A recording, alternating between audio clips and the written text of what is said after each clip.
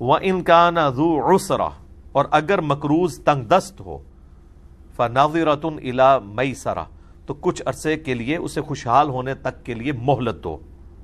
وَأَن تَصَدَّقُوا اور اگر تم معاف ہی کر دو ہائے ہائے ہائے خَيْرٌ لَكُمْ تو یہ تمہارے لیے بہتر ہے. إِن كُنتُمْ تَعْلَمُونَ اگر تم جانتے ہو. سر اس آیت کے بعد کئی صحابہ نے مقروضوں کے قرضے بھی معاف کیے. انہوں نے کہا اللہ نے کیا ختم. تو اللہ تعالیٰ ہمارا اگر معاف کرو گے تو اس کا اجر میں تمہیں دوں گا، اور اگر کوئی مقروض ہے وہ قرضہ نہیں اتار سک رہا تو خوشحالی ہونے تک انتظار کرو، اسے مہلت دو. یہ اصل ہے اس بات کی کہ آپ مقروض سے اس کا قرضہ لیٹ ہونے کے عوض پینلٹی نہیں وصول کر سکتے. پینلٹی جب آپ وصول کریں گے تو یہ ہو جائے گا سود. لہذا یہ بجلی کے بلوں کے اوپر جو جرمانہ ہے یہ سود ہے، کیونکہ یہ آپ سے وہ پینلٹی وصول کر رہے ہیں. کیونکہ ہم جو بجلی استعمال کرتے ہیں حکومت سے ادھار استعمال کرتے ہیں، اور at the end of the month ہم اس ادھار کو اتارتے ہیں پیسوں کی فارم میں کہ آپ نے اتنے یونٹ استعمال کیے.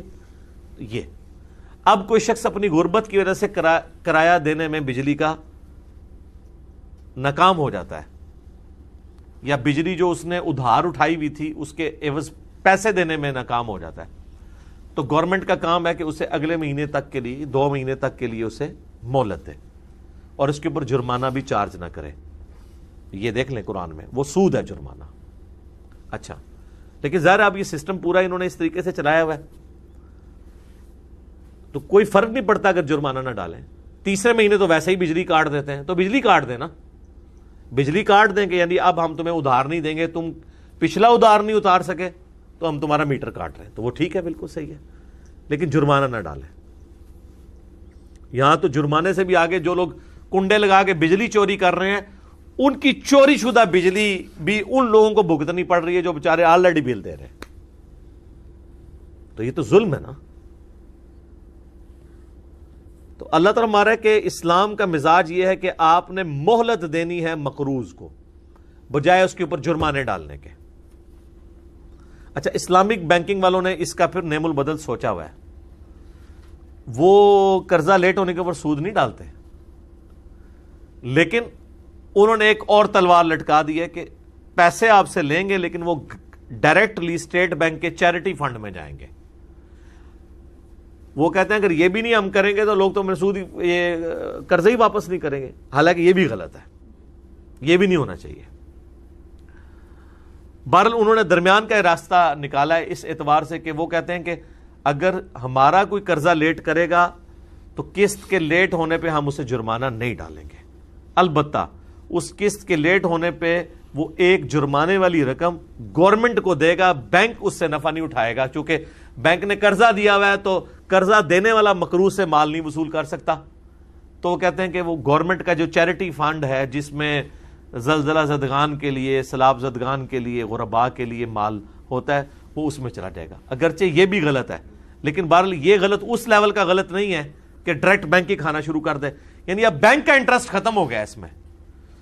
بینک کو تو کوئی فائدہ نہیں ہے اگر آپ قرضہ لیٹ کر رہے ہیں، باقی بینک کو تو ہو جاتا ہے فائدہ کہ ان کو پیسے ملتے ہیں، ان کو کوئی فائدہ نہیں.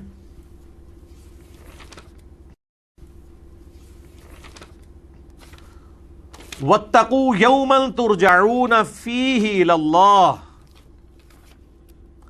اور ڈرتے رہو اس دن سے جب تم لوٹائے جاؤ گے اللہ کی طرف. ثُمَّ تُوَفَّى كُلُّ نَفْسٍ مَا كَسَبَتْ پھر ہر جان کو پورا بدلہ دیا جائے گا جو اس نے دنیا میں کمایا تھا. وَهُمْ لَا يُظْلَمُونَ اور ان پر کوئی زیادتی نہیں ہوگی.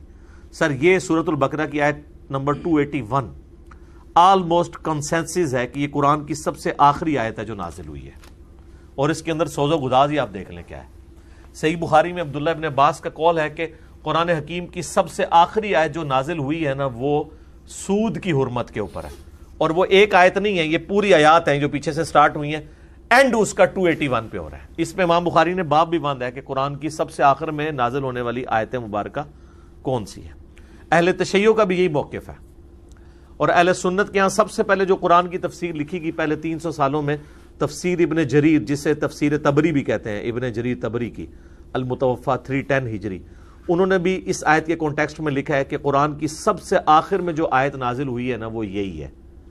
اور پچھلے دنوں میرا اس کے اوپر ایک اسپیشل کلپ بھی ریکارڈ ہوا تھا، قرآن کی پہلی اور آخری آیت، پہلی وہ ہے اقرأ بسم ربک الذی خلق، اور قرآن کی پہلی اور آخری سورت جو مکمل طور کے اوپر نازل ہوئی ہے وہ بھی میں نے اس کے اندر ڈسکس کی ہے۔ اور اس آیت کا آپ سوز و گداز دیکھ لیں، یہ آیت خود اپنے اندر اتنی گہرائی رکھتی ہے کہ یہ بول کے کہہ رہی ہے کہ یہ اللہ تعالیٰ نے آخری بات ہے جو انسانیت کے ساتھ کی۔ اب قیامت تک چونکہ پیغمبر کوئی نہیں آنا، انسان اور اللہ کا رشتہ اس قرآن کے ذریعے قائم ہے، اور اس میں بھی جو آخری بات اللہ نے آپ کو، جب بھی کوئی خط لکھتا ہے نا تو آخر میں نصیحت لکھی جاتی ہے۔